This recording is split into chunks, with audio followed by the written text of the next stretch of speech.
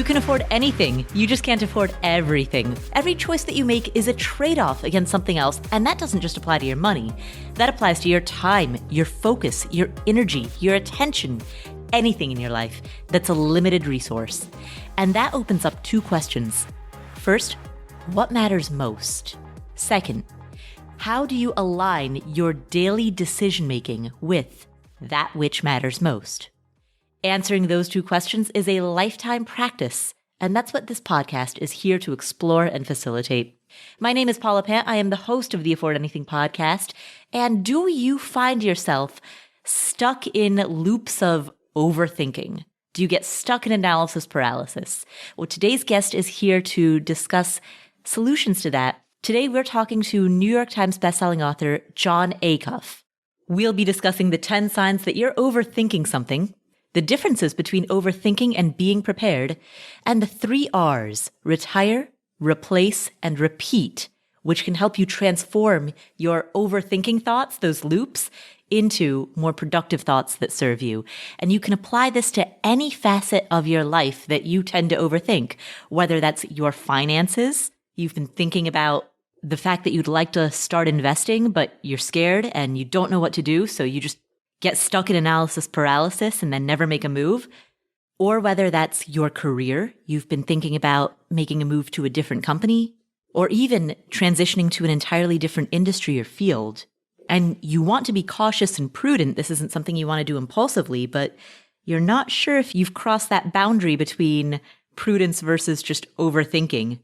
Or whether it's some business or some side hustle that you want to start and you're overthinking it, whatever area of your life that you find yourself overthinking in, the tips that Jon Acuff shares in today's episode might help you break through some of those barriers. Jon Acuff is the New York Times bestselling author of 7 books. His most recent book prior to this, which was on the topic of finishing what you start, hit the #1 spot on the Wall Street Journal bestseller list. He is a well-regarded speaker and thought leader on the topics of productivity, leadership, and goal achievement. We're going to hear from him in just 1 minute, but before we do, I want to make a very special announcement. My team and I here at Afford Anything have dedicated the last 5 years of our collective lives building and iterating and improving this course on rental property investing. It is our flagship course. And by flagship, I mean it's our only course. We decided not to build multiple courses, at least for now. We've put everything that we have into building and iterating one and only one so that we could focus on it entirely and make it shine. We only open this course for enrollment twice a year, once in the fall, once in the spring. And so I am beyond thrilled to announce that the spring enrollment for this course on rental property investing opens today. You have, if you're interested in rental property investing, you have 1 week to enroll in this course. It is a high caliber cohort experience. For all the details, go to affordanything.com/enroll. All the information is there. You can learn tons about it. You can see our 10-week syllabus. You can hear stories from other students. We've got loads of Q&A. We've got videos about exactly what's in the course. So go to affordanything.com/enroll to learn all about it. Enrollment opens today. Enrollment is open 1 week only. After Monday, April 19, it will be closed. So if you want to enroll in the course, if you're interested in rental property investing, I highly, highly encourage you to take this course. This is exactly what I would have wanted when I was starting out. Again, that's affordanything.com/enroll. With that said, here is Jon Acuff to discuss overthinking and analysis paralysis. Hi, Jon. Hey, Paula. Thanks for having me today. Oh, thank you so much for spending this time with us. Yeah, I think it's going to be a lot of fun. Absolutely. So you've written about the solution to overthinking. And before we jump into the solution, I first want to jump into the problem. What is overthinking and why is it something that can get in your way? Well, the way I define it is overthinking is just when what you think gets in the way of what you want. And sometimes people say, well, how do I know if it's overthinking versus I'm just being prepared or I'm detailed or I like to be organized? And the difference is being prepared always leads to an action. Overthinking always leads to more overthinking. You never actually pull the trigger. You never actually start the blog, buy the house, write a book. And so overthinking is just when you get stuck in kind of a thought loop. And it was an epidemic before the pandemic, and now it's even worse because everything is a thing. Every little part of life, we have room to overthink. We asked 10,000 people, the PhD researcher I work with, this guy named Mike Peasley, we asked 10,000 people if they struggle with overthinking, and 99.5% of people said yes. So it's rampant and it gets in the way of the things you really want to do. Would overthinking be comparable to analysis paralysis?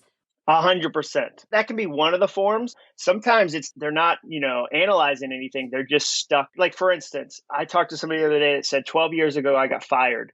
And now at my current job, every time an office door closes on a meeting that I'm not part of, I worry I'm about to get fired. And so they overthink that moment. And overthinking steals time, creativity, and productivity. Let's say he only thinks about that for 10 minutes, 20 minutes a day. But imagine how many doors close at his office every day, all year, and he's spending time overthinking something that happened 12 years ago. Right. And that example illustrates how overthinking can apply, I guess, in these different facets of life. So earlier you talked about they don't start the website, they don't buy the house, they don't write the book. So there can be that element of overthinking about something that you want to do in the future. And then there's also, with regard to the other example that you gave, overthinking with regard to worrying or some degree of paranoia related to something that happened in the past. Exactly. It goes forward and backwards. And so, another example would be somebody that says, okay, I want to start a blog, but I'm worried that someone will steal my ideas. So I'll start a blog as soon as I talk to a copyright lawyer. What? Like the hurdle you've just put in front of you, the ideas don't even exist yet. And you're already like, what if somebody steals them and makes t-shirts and makes money and I don't get that money? And you go, but you haven't even registered a URL yet. You're a lot of steps down the road. And so, yeah, it can be something from the past that you kind of believe and repeats. It can be something in the future where you say, okay, this is a thing that I'm concerned about. So I'm going to kind of just sit on this thought again and again and again and never actually do the thing. Are one of the two worse? Is overthinking about the future worse than fretting about something that happened in the past, or are they equally bad? I don't think so because they have the same effect. You don't do the thing. The goal of the book is to teach you how to do three really simple things. Mm-hmm. Retire broken soundtracks. And a soundtrack is just my word for a repetitive thought. So some people say, a thought is a leaf on a river, it's a car on a highway, it's a cloud in the sky. For me, it's a soundtrack. So the goal of the book is to teach you how to retire broken soundtracks, those ones that aren't helping you, replace them with new ones, and then repeat the new ones so often they become as automatic as the old ones. So retire, replace, repeat. And so really, whether it's about the past or the future, the result is the same. You don't ever turn that great thought into a great action, which gets you a great result. That's how it always goes. Your thoughts turn into actions and turn into results. And I think most people don't understand they get to control and choose what they think. And so then they don't really ever get the actions they want. They don't ever get the results they want. We'll talk more about those 3 R's in just a moment. But before we get there, I'm sure that there are many people who are listening to this who are thinking, well, I am part of the 99.5% of people who definitely agree that I overthink. But how bad am I? How do I compare if almost everybody says that they overthink to any given individual who's listening to this? They're wondering, all right, do I do it more than the average person? Am I in the worst of the group? So you've got 10 signs that you're overthinking. Let's dive into those.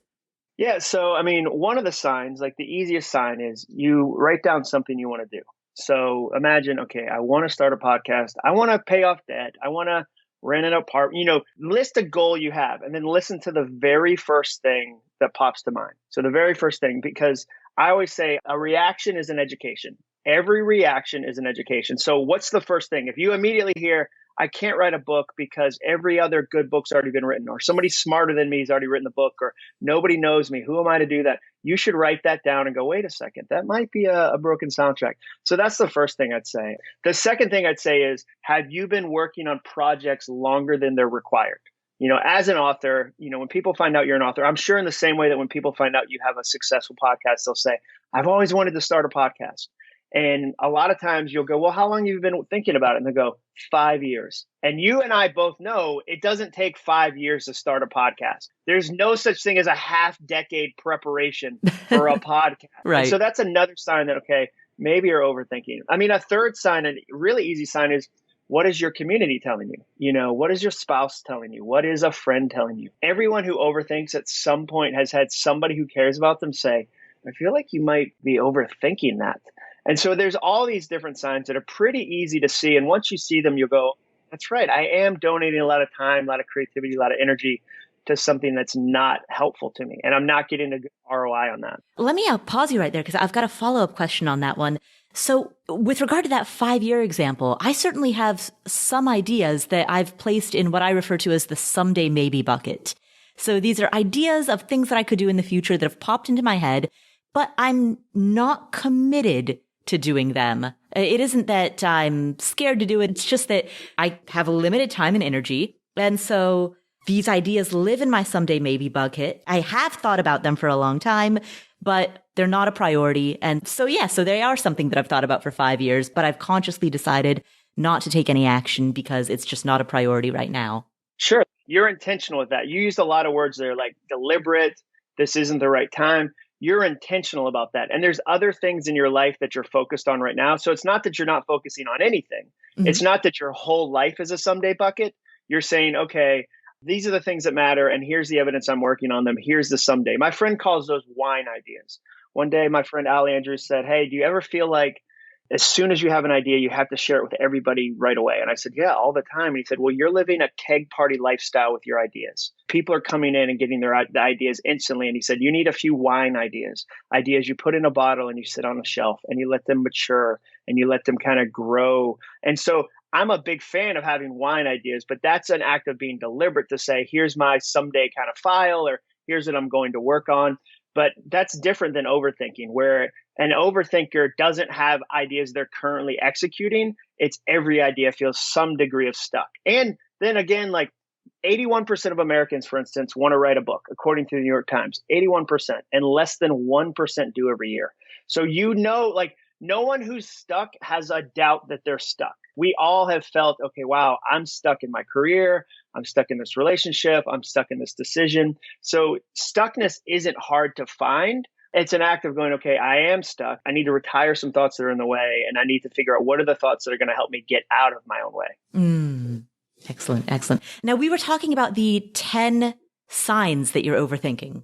Yeah. So we've gone through 3 of them. Another sign that you're overthinking is that, again, similar to your idea of the someday bucket, how big is your someday bucket? Is your entire week a someday bucket? Or do you have evidence that, no, here's things that I'm actually creating.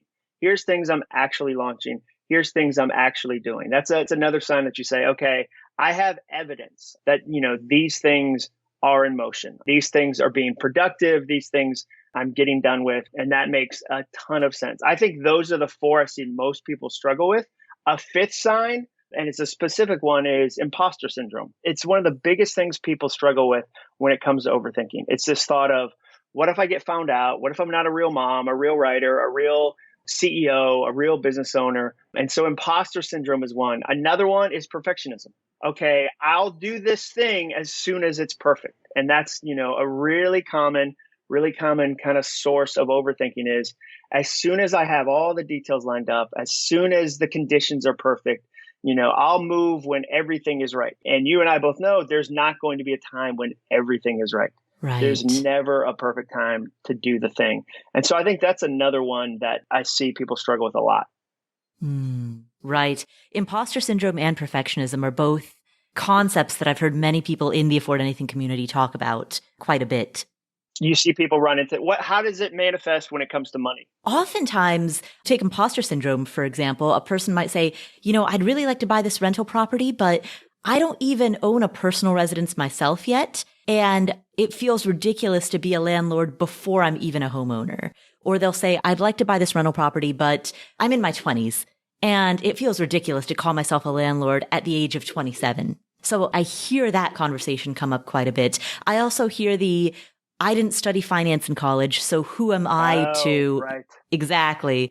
Who am I to think that I can buy stocks? Who am I to think that I can make investments? Shouldn't I just keep all of my money in cash? I don't know anything about the stock market. I hear that come up quite a bit. Yeah, I would say that's one for me. That would be another one of the signs. That's sign 7, which is kind of expert status, that other people have expert status and I don't. So I need to understand the stock market before I can do simple changes financially in my own life. And you go, wait, whoa, whoa. You don't have to be a master at the stock market to make some simple financial decisions in your own life. But there's this worry of, okay, I have to be an expert. Another sign is unfinished goals.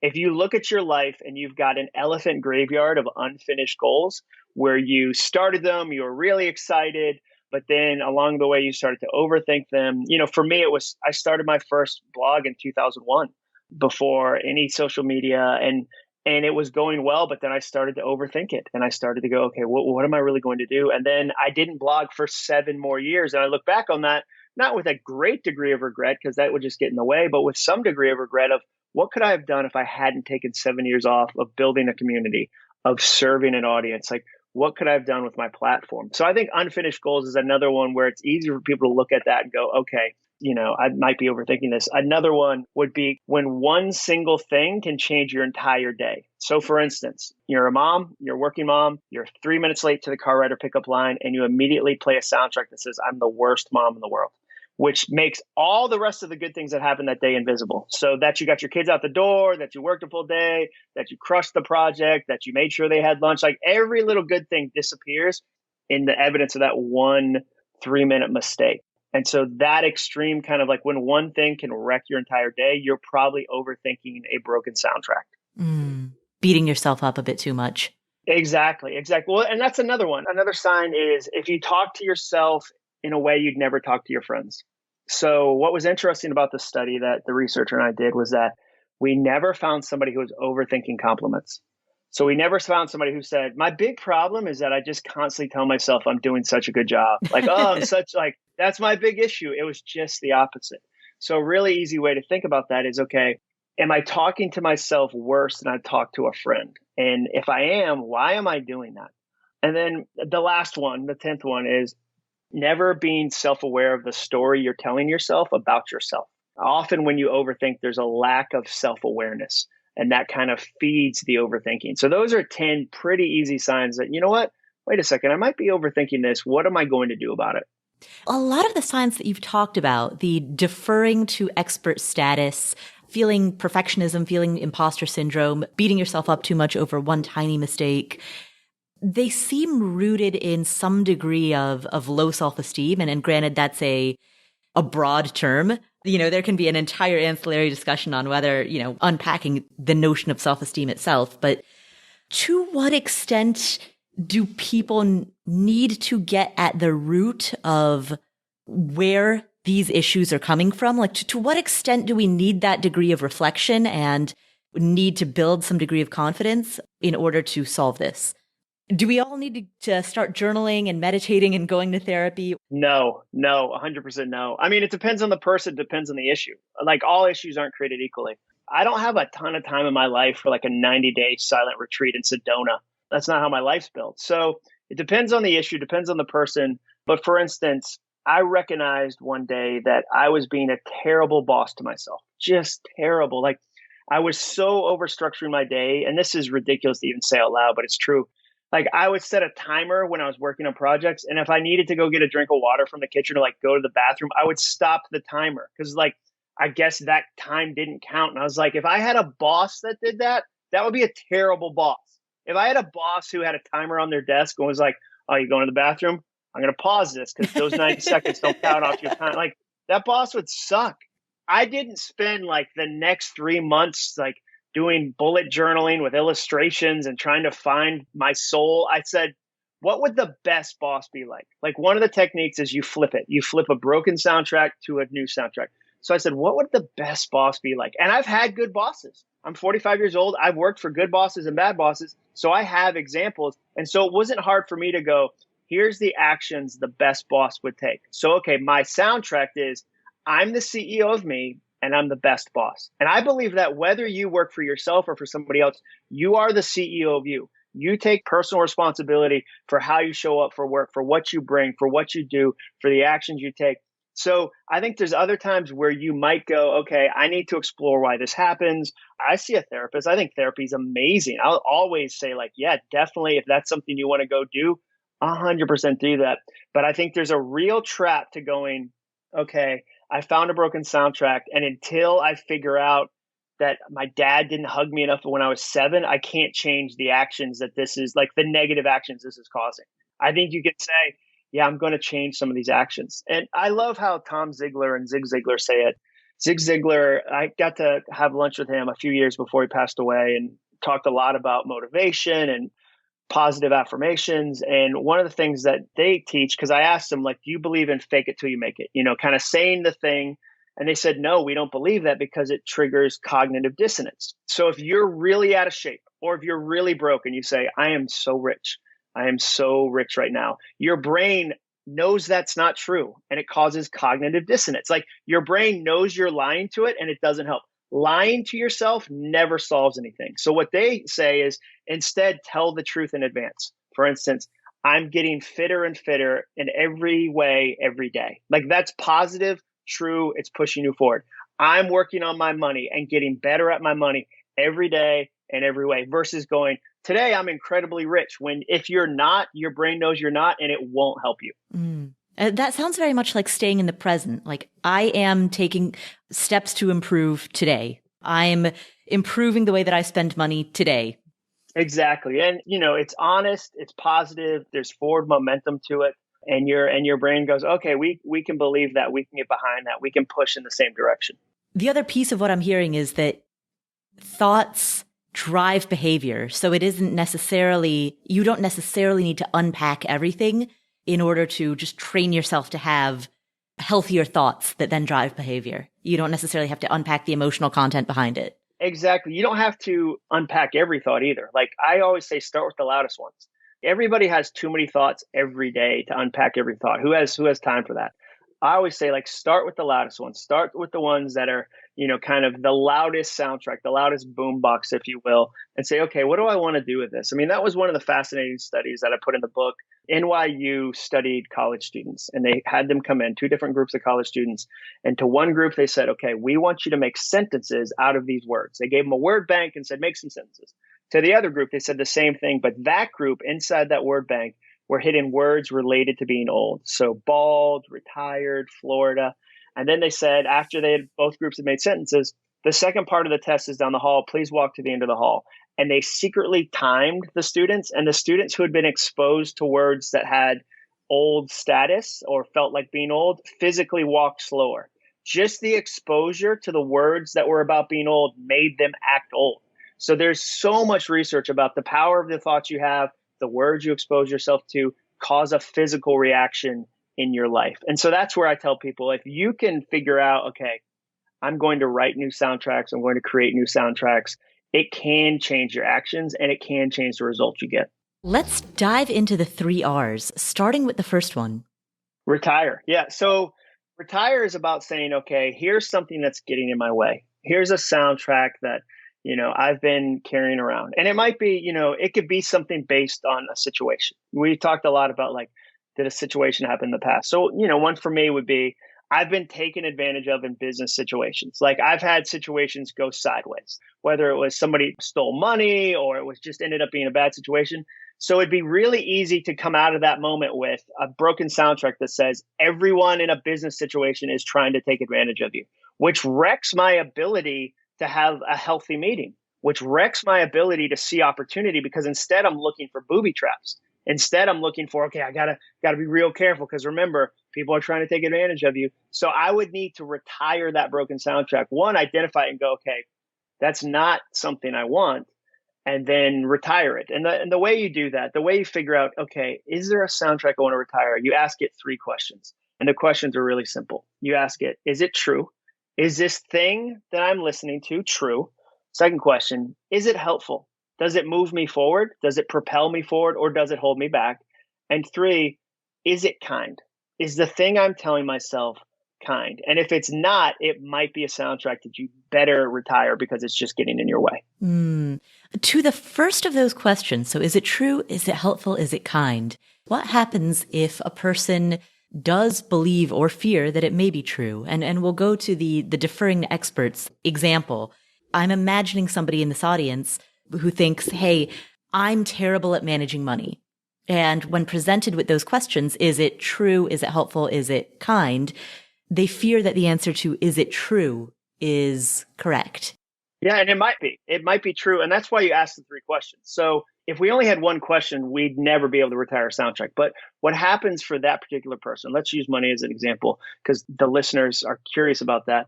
Is it true? I'm not an expert at stocks. Is it true? Yes, it's true. But is that helpful? Is saying that to yourself over and over and over making you more eager to work on your money or less eager? You and I both know the answer. We know that if repeating to myself every time I start to listen to Paula and go, okay, I'm going to change some things. And then that voice goes, you're not a money expert. That might be true. That might be 100% true. But is it helpful? It's 100% not. That's why it's a series of questions, not a single question.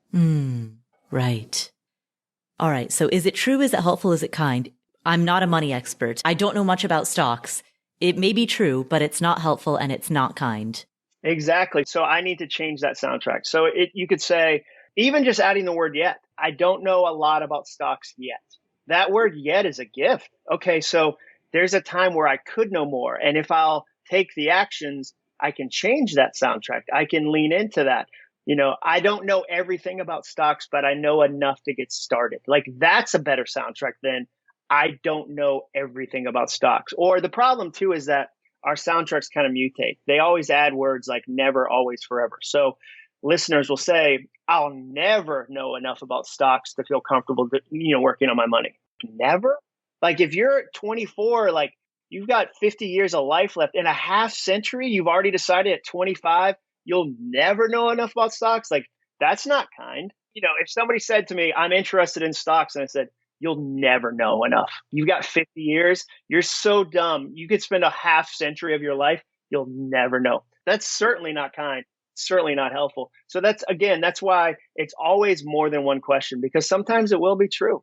Sometimes you'll say, like I could say right now, I'm learning how to run my business. I'm learning how to be a CEO. That's a new thing for me.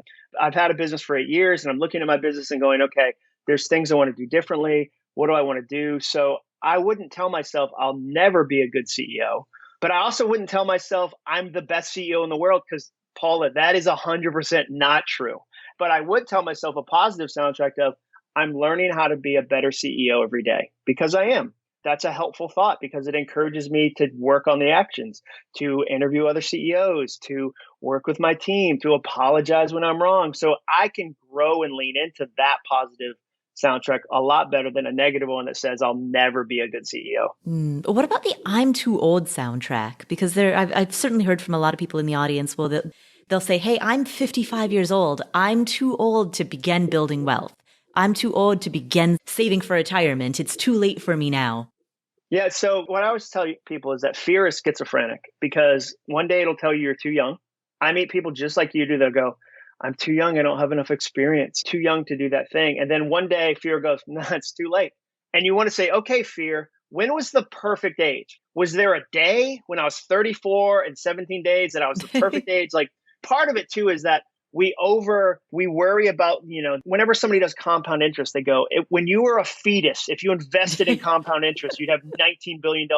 Right. And of course, if you're 48, you're like, I'm screwed. I'm not a zygote anymore. Like I don't have enough time. And so, it's kind of that old maxim of like the two best times to plant a tree are 20 years ago and today. And so for me, I think you need to go, okay, there's a handful of things I am too late. Like it's too late for me to play in the NFL. Like it honestly is. I don't think at this point, Paula, there's a shot. I really don't. 45, I'm 5'7.5". I don't think it's going to happen.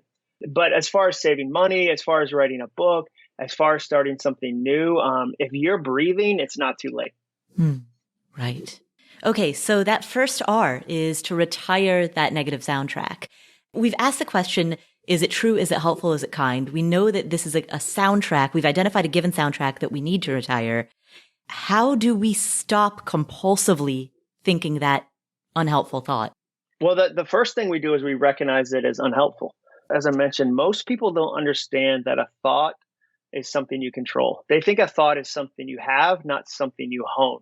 They just let their thoughts show up on their own whenever. And which is why we'll say things like, I woke up on the wrong side of the bed, or, my thoughts got away from me, or I got carried away by my thoughts, as if they're outside of your control. So the first thing is to say, okay, I recognize that this isn't helpful. And I also recognize that I get to do something about it. Nothing kills momentum like apathy.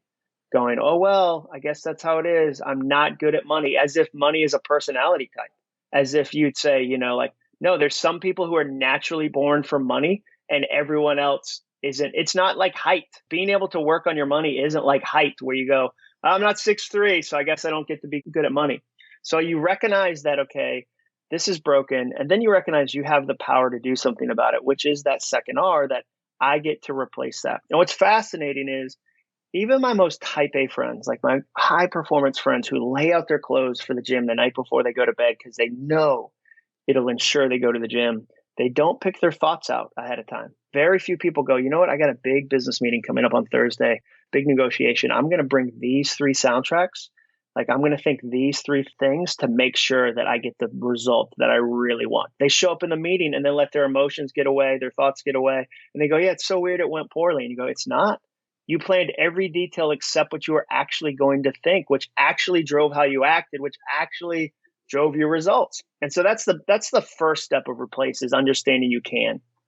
So what happens within that step of replace, when a person acknowledges that they can replace their thoughts, and yet that same thought continues to bubble up? Well, one, it's going to. So that's the thing. Somebody asked me the other day, let's talk about imposter syndrome, because we've already used that as an example. Mm-hmm. Somebody said, how do I get over imposter syndrome? That was the question she asked me. And I said, well, I think the problem is the word over is a broken soundtrack, because over indicates to climb over a wall one time as if you're done. It's a word of perfectionism. I told her, replace over with the word through. How do I go through imposter syndrome? Because you're going to go through it. I've written 7 books, some of them New York Times bestsellers, and there's still days where I don't feel like a real writer. So I go through imposter syndrome. It's not that book 2 fixed it, book 3 fixed it, book 4 fixed it. I go through it. So the first thing is going, okay, when that thought pops back up, it's not failure. It's not an indication that, okay, the new soundtrack didn't work. I've got the old one. If I had fixed everything perfectly, I wouldn't have this old thought. The other thing is you give yourself time and space. It's kind of like a diet. I write books about goal setting, and I'll meet people who say, John, this diet is not working, or this exercise plan, whatever health thing. I'll say, well, how long have you been doing it? And they'll say 10 days. And I'll say, well, how long did it take you to gain the weight? And I'll say 10 years. So you gave yourself a decade, 10 years to put on the weight, and then 10 days to take it off. That's so unkind to yourself. So to somebody who said to me, okay, John, I'm trying to replace these things, but they keep bubbling up, I'd say, of course they are. That's appropriate. That's always what happens. You've listened to that soundtrack for a long time. It's pretty automatic. So you're going to have some time to replace it. You're going to have to be deliberate about replacing it, and be okay that that's going to take some time. What should a person do if they know that they don't know? So they know that this soundtrack is going to bubble up under a level of consciousness. It will be not a conscious thought, but rather a feeling or an unconscious automatic thought. And they're aware that that's going to happen, but they don't quite know when or how. They might not be aware that they're having this thought at the time that they have it. Well, so I think at some point it becomes evident. If it's always unconscious in the sense that it's not causing any damage, if it's so unconscious you don't even notice it, maybe it's not changing anything. But usually the unconscious thought becomes conscious at some point, where you notice, wow, I really reacted the way that's not helpful in that situation. Why did I do that? So for instance, we were at an anniversary party a couple years ago. Our friends had been married 25 years, and their mother threw this beautiful anniversary party, and it was really sentimental. And the mom was reading a letter to her kids, and how thankful she was for them. And everybody that knew them was saying these nice things.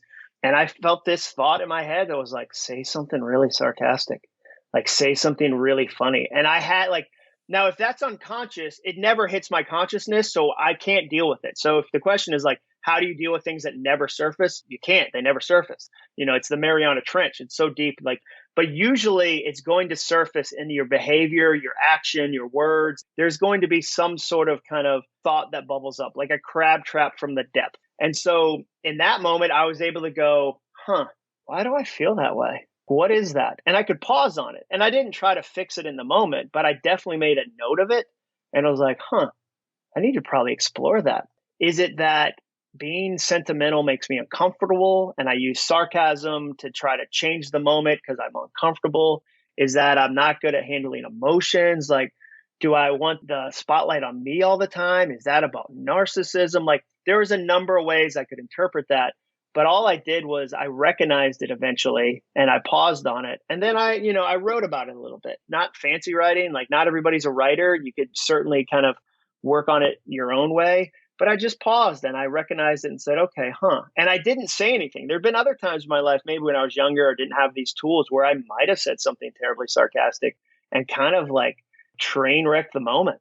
And so I'm glad I didn't, but I'm also curious, like, where did that come from? What is that right there? So that's what I would say. You also mentioned that sometimes these things may bubble up in the form of an action. I've certainly seen that in my own life, in running a business, where I'm just sometimes not aware that I feel in a given way. I'm not aware that I feel frustrated, but I will snap easily. And then in looking back on it, I'll think, wow, okay, clearly I was feeling frustrated. We see this often in money management, where fear and greed often dominate the decisions that we make about money, particularly investments. But we don't often have the conscious thought, I feel afraid or I feel greedy. As I don't think anyone sits there and thinks like, well, I feel greedy today. Right. Yeah. Scrooge McDuck, maybe. Exactly. But that greed might express itself as a fear of missing out, for example. And that fear catches up with you to the point where you then start dumping all of your money in the latest Reddit stock, the latest Wall Street Bets hype stock, because you're afraid of missing out on the latest trend. It's an expression of greed, even though it's not necessarily thought of in that way. The thought expresses itself in the form of action, and it's only in retrospect, when you look at the action that you just took, you wake up the next morning and you're like, did I just move $10,000 into GameStop? And did that really happen? Exactly. Well, so, in a situation like that, again, I think there's a degree of self-awareness. And so in a moment like that, I think it's healthy to say, okay, I've done that a handful of times, or I have a pattern of doing that, or I have a habit of doing that. What's really going on? I call it pulling the thread. Pull the thread behind that action and go, okay, what was the thought that might have contributed to that action? I felt like I acted thoughtlessly. In a moment of clarity, I wouldn't have done that, but I did do it. So is there a thought behind that I maybe haven't seen clearly yet that's actually contributing to that? And you pull that thread and go, okay, wait a second. Yeah, there's a series of thoughts, or, there's some fear. What I know is that if you don't have access to your feelings, if you're not able to name them, work with them, you miss so much of life, and you miss so much of a relationship too. It reminds me, maybe about a month ago, I was walking with a friend of mine named Ben. He lives in my neighborhood. We go on long walks. I feel like walks had a huge 2020. Like everybody just got into walking and like looking at birds and sourdough bread. Like those three things just crushed me. Right. So we're on a walk and he was like, what's going on? And I said, I saw this opportunity recently that I missed, and it made me sad that I'd missed it. And it made me afraid that I missed it because I feel like it was a really big one and maybe there won't be any more opportunities. And it made me jealous because I know the person who got it, and I was jealous that they got it. And so I shared that with him, and he said, well, let me ask you this. If you got that opportunity, what would you have more of that you don't have right now? And I thought, that's a really good question. And then he said, if you got that opportunity, would you have gone deeper into your ego or deeper into your heart? And I didn't have to think about that one for a second. I knew I would have gone deeper into my ego. It was an ego type of opportunity. And he said, well, that makes me sad because I don't think you would have valued these walks and this relationships, and I would have missed out on it. And so if I don't share with Ben, or you don't share with whoever, I feel sad, I feel scared, I feel anxious, I feel whatever, you don't get to receive the gift of that conversation. And so I think, at some point, if your actions are causing enough pain, it behooves you to say, you know what, that ain't it. That's not what I want to do. I want to make better decisions. So I'm going to pull the thread and see if there's a thought or a series of thoughts, soundtracks, if you will, that are driving those actions. Right. And then replace those Yeah, exactly. Do the work of replacing those. So the first R is to retire. The second R is to replace. Let's talk about that third R. Repeat. Yeah, repeat is how you lock it in place. It's kind of like if you've had a soundtrack for 5 years about money and you write a new one, it needs to have a fighting chance. If you send a brand new doe-eyed baby thought that's good up against a 5 year kind of entrenched broken soundtrack, it'll never win. So repeat is about being deliberate to creatively repeat the thought so that it becomes as automatic as the old ones. And that's where it gets really fun. That's where it gets really creative. There's so many different ways that you can do that. Kind of have these repeat techniques, if you will. I'm sitting in my office outside of Nashville, Tennessee, and I'm looking at a wall in front of me, and there's all these Post-it notes with all these new soundtracks that I've been writing as I need them. One says right now, fear gets a voice, not a vote.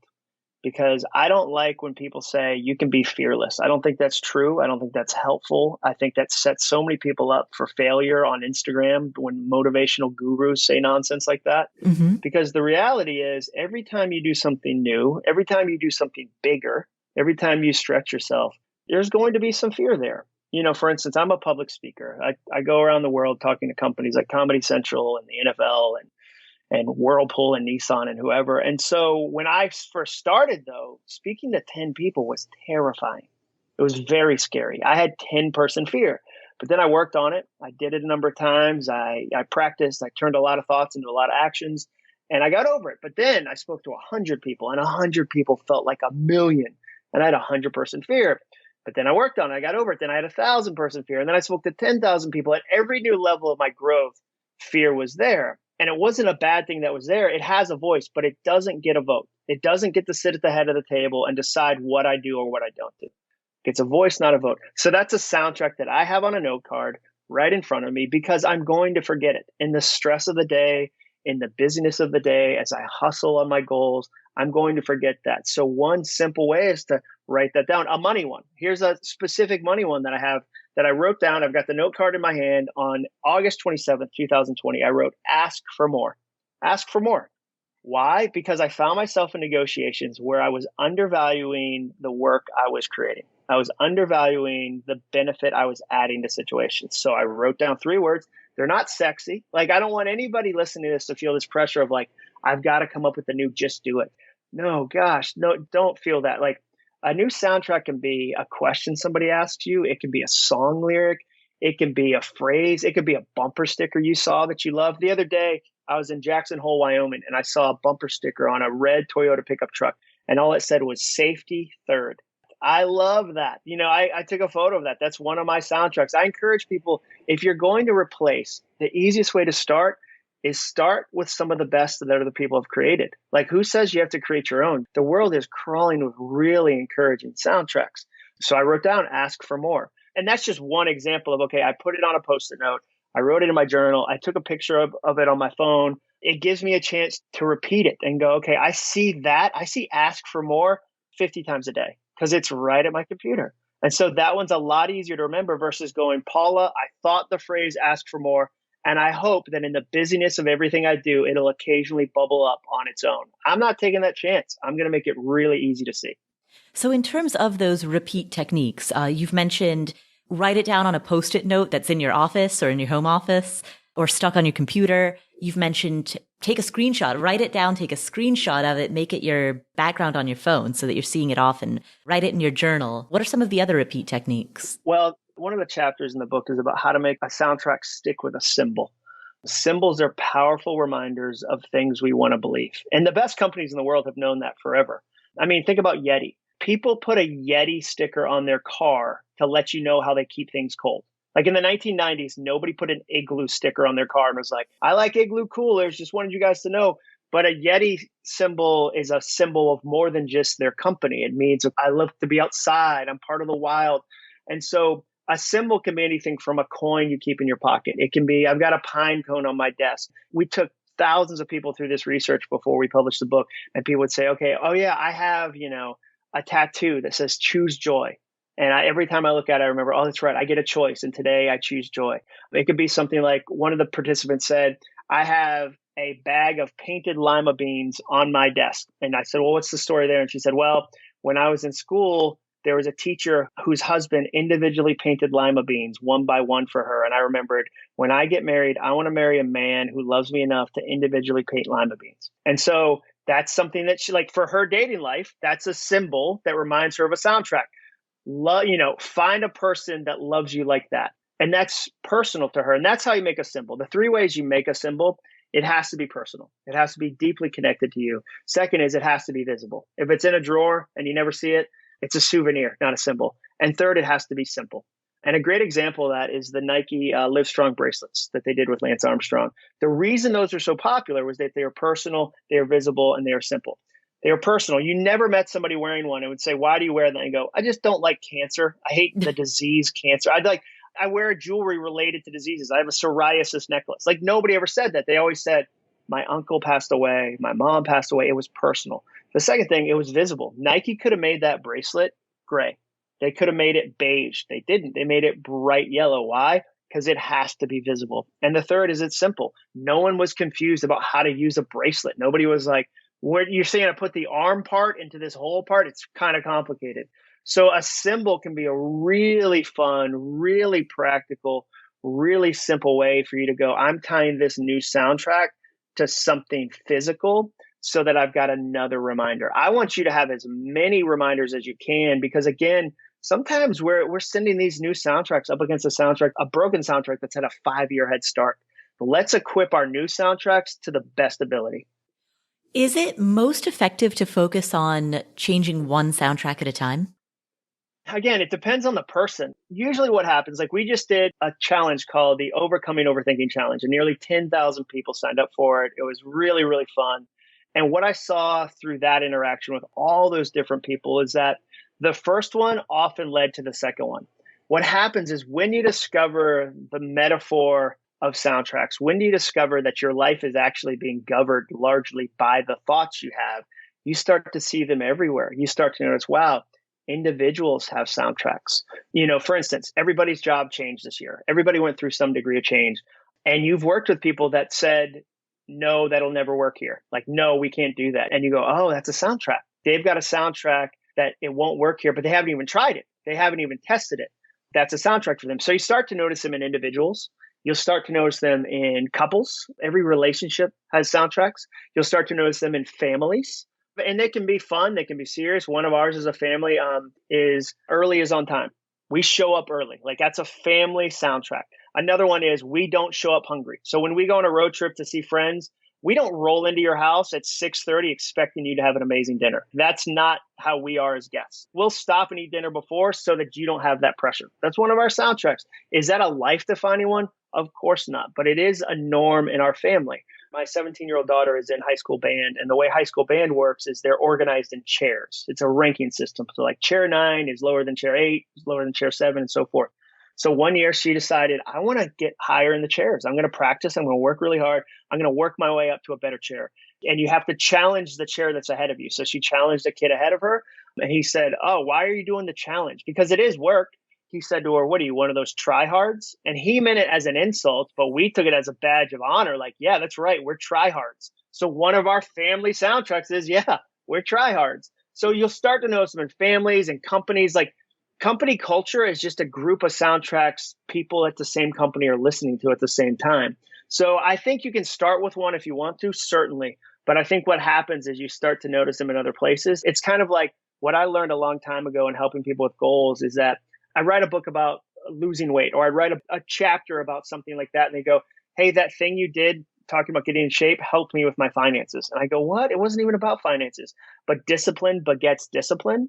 I mean, it's the same with you. Like, I 100% guarantee listeners you've helped have said to you, "Your podcast improved my marriage." And you would say, "I didn't do a marriage podcast," but you know that when you work on your money and when you change the way you can talk about your money with a spouse, it tends to spread into other parts of your marriage. 2020 was a time of great change, and 2021 will also be a time of great change. This is a year that is not done changing. What are some soundtracks that can help people navigate these changes? Okay, I'm going to give you two soundtracks that I think will be really helpful to your listeners. And they're very short and they're very easy. So the first one is This is my first global pandemic. I think you should write that down on a piece of paper. I think you should say that out loud because it is. I keep running into people who feel ashamed, frustrated, bothered that they're not handling it better. But guess what? This is your first global pandemic. You should be having a challenge. Whenever a parent says, "Oh, I'm having a hard time with virtual school with my kids," I always think, yeah, you should. You've never done it before. You're probably terrible at hang gliding too. So I think your ability to tell yourself, "Oh, wait, this is my first global pandemic." None of your listeners right now would go, "Actually, this is my 50th." No, this is my first global pandemic. Why is today challenging? Because this is my first global pandemic. Why is my job changing? Well, this is my first global pandemic. So that's the first one. The second one, it's only 3 words. It's so simple. Be a tourist. Be a tourist. We're all in a new place right now. We are all tourists in a new land. And so think about what tourists have in common. What do tourists have in common? Well, one, they ask lots of questions. Tourists aren't afraid to ask questions. Nashville hosted the NFL draft a few years ago, and the streets were full of people asking questions. Hey, where's that hotel? Where's that bar? Where's the stadium? Why? Because they'd never been there before. So don't be afraid to ask a lot of questions. Be a tourist. What else do tourists do? They don't pretend to be experts. You don't get to learn if you pretend you already know everything. Tourists don't pretend to be experts. This is my first time here. Number 3, what does the tourist do? They ask experts for help. They're not afraid to say, "Hey, this person knows something that I need to know. I'm going to raise my hand and ask that question." And number 4, tourists make mistakes. They get on the wrong subway. They go the wrong direction. You're going to make some mistakes. And the last thing a tourist does is they have fun. They enjoy that this is a new time. We're all in amateur hour right now. None of us know exactly what's going to happen in 2021. So be a tourist. Change your ability to enjoy the changes that are coming. Well, thank you so much. Where can people find you if they would like to know more about your work? Sure. Well, I have a podcast called All It Takes Is a Goal. I'm a goal nerd, obviously. That probably came through a billion times in this podcast. And I believe that starting is fun, but the future belongs to finishers. So I have a podcast called All It Takes Is a Goal where I help people finish their goals.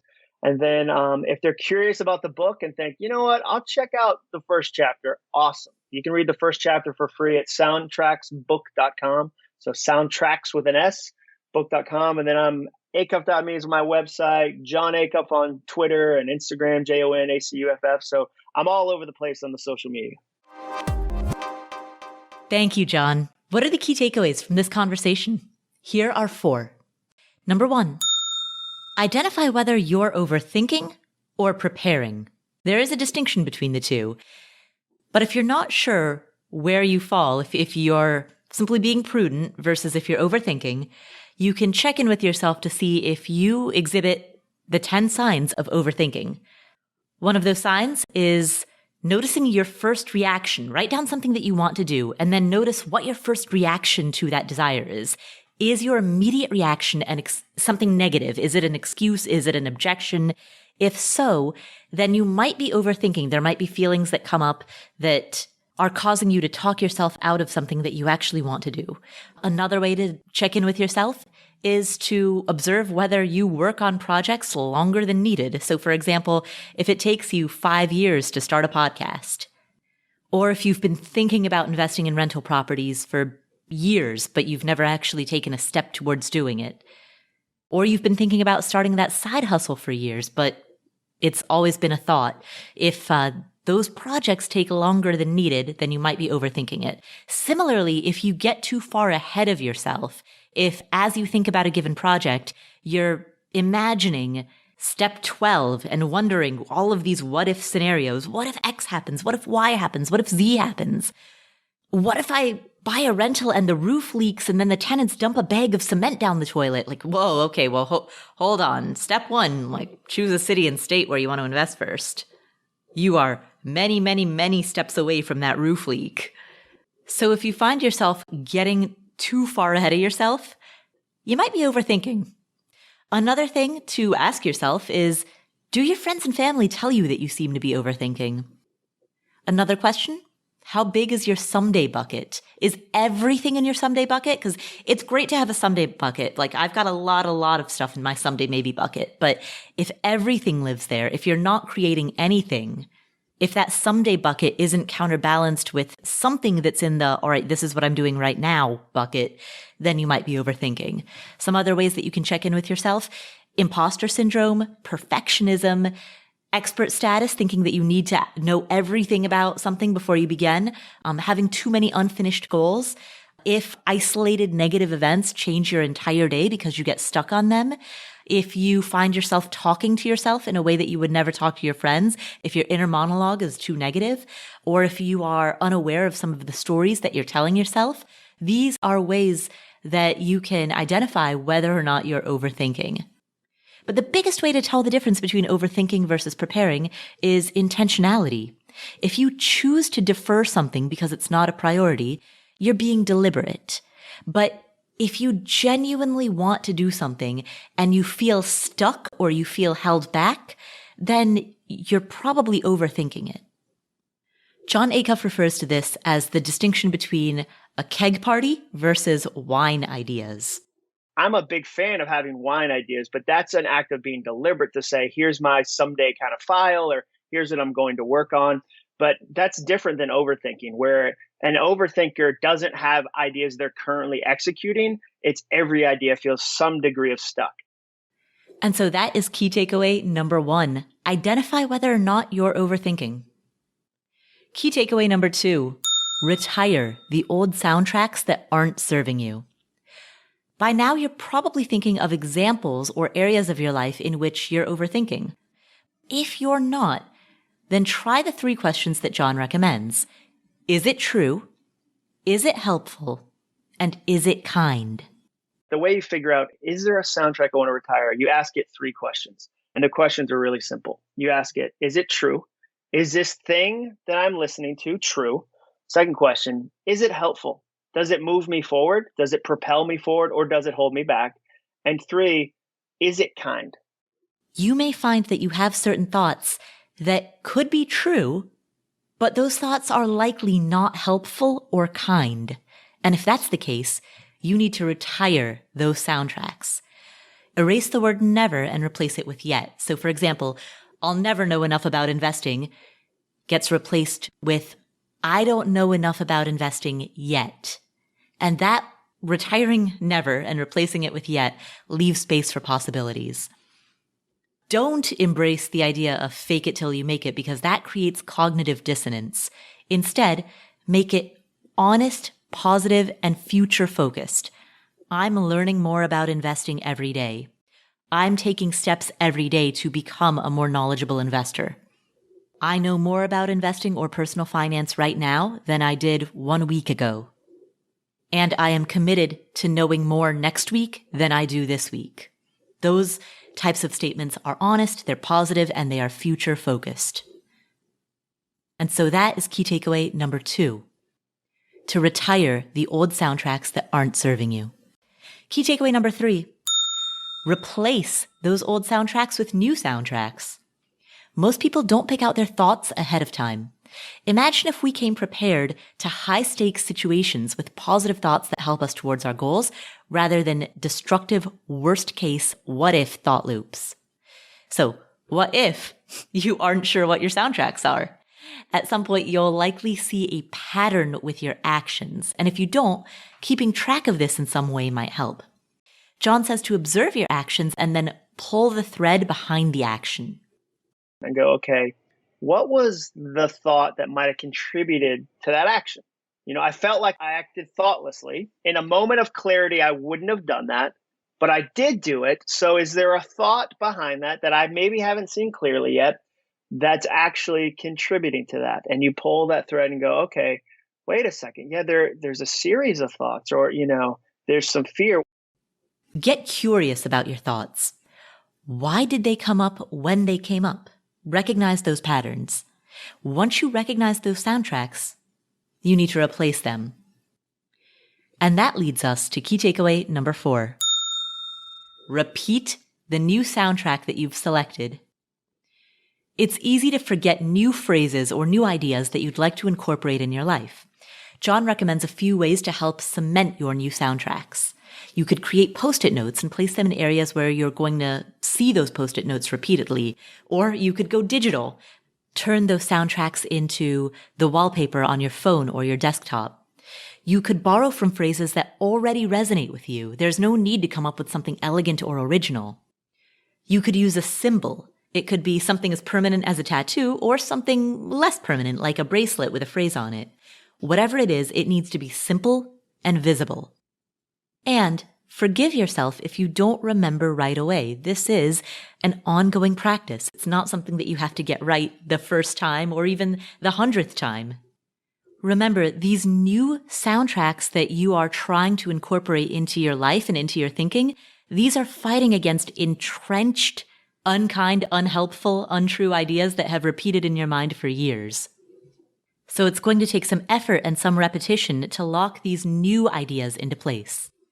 Repeat is how you lock it in place. It's kind of like if you've had a soundtrack for 5 years about money and you write a new one, it needs to have a fighting chance. If you send a brand new doe-eyed baby thought that's good up against a 5-year kind of entrenched broken soundtrack, it'll never win. One observation here, when Jon is talking about the new soundtracks that he's building in his life, he describes how his family prioritizes being early and being good guests. And the soundtracks that they repeat in order to do that relates to the type of person or the type of family that they want to be. And this is similar to advice that we heard from our previous podcast guest, James Clear, the author of the book Atomic Habits, where he also recommended thinking in terms of the type of person that you want to be. So James Clear recommended asking yourself, hey, would a healthy person eat this thing or would a healthy person do this thing? That association with identity guides your actions. This conversation with Jon Acuff echoed a lot of those ideas where soundtracks reinforce certain thoughts, which then reinforce your identity. So if you want to create an identity as, hey, would an investor do something like this? Hey, would a financially independent person do something like this? Then those thoughts reinforce that identity, which then reinforces the behavior. So those are 4 key takeaways from this conversation with Jon Acuff. Our course on rental property investing. If you want to think of yourself as a rental property investor, what would a rental property investor do? They would learn what they're doing. And our course is built for that. We have a 10-week-long, high-caliber cohort experience that guides you step by step through everything you need to know to become a successful real estate investor. You learn how to analyze properties, how to find deals, whether you're investing locally versus out of state, how to finance those deals, how to think through the renovation process, how to build a team, including building a team virtually and out of state, a team of agents, property managers, contractors, lenders, the people who will support you along this journey. You'll learn how to move through the actual buying process, negotiating for a property, how to manage tenants. All of that is included in this 10-week course on rental property investing. And that's just the knowledge component. I haven't even begun to discuss all of the support that you receive, the study halls, the active investor mastermind calls, the active forums with TAs, teachers assistants, who are in there making sure that your questions get answered, the community of alumni who are there to support you and trade tips and wisdom and recommendations and referrals, the office hours with me where you can bring me any question that you have. All of that and much more is what you tap into when you enroll in your first rental property, which is our flagship rental property investing course. It is open for enrollment this week only. So the week of April 12th through April 19, 2021, this week only is your chance to enroll. We will also be raising our tuition after this week. So after April 19, our tuition goes up and it goes up forever. If you want to get in at our current tuition rates, this is your last chance to do so. You have lifetime access to the course. We have students who joined the course in 2018 who are still actively part of the community. In fact, we have one student who joined the course in 2018 and she just closed on her first rental property just last month in March of 2021.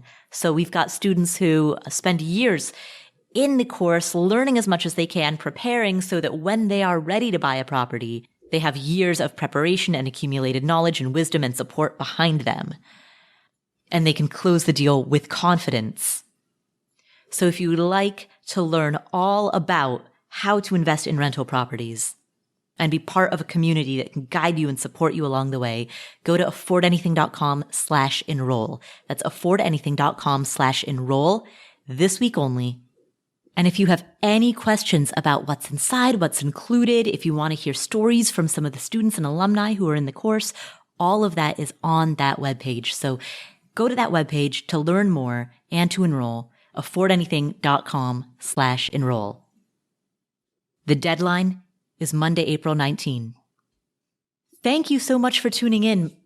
My name is Paula Pant. This is the Afford Anything podcast. If you enjoyed today's episode, please share it with a friend or a family member. That's the single most important thing that you can do to spread the message of personal finance, financial independence, and living a better, more deliberate life. Thanks again for tuning in. My name is Paula Pant. This is the Afford Anything podcast, and I will catch you in the next episode.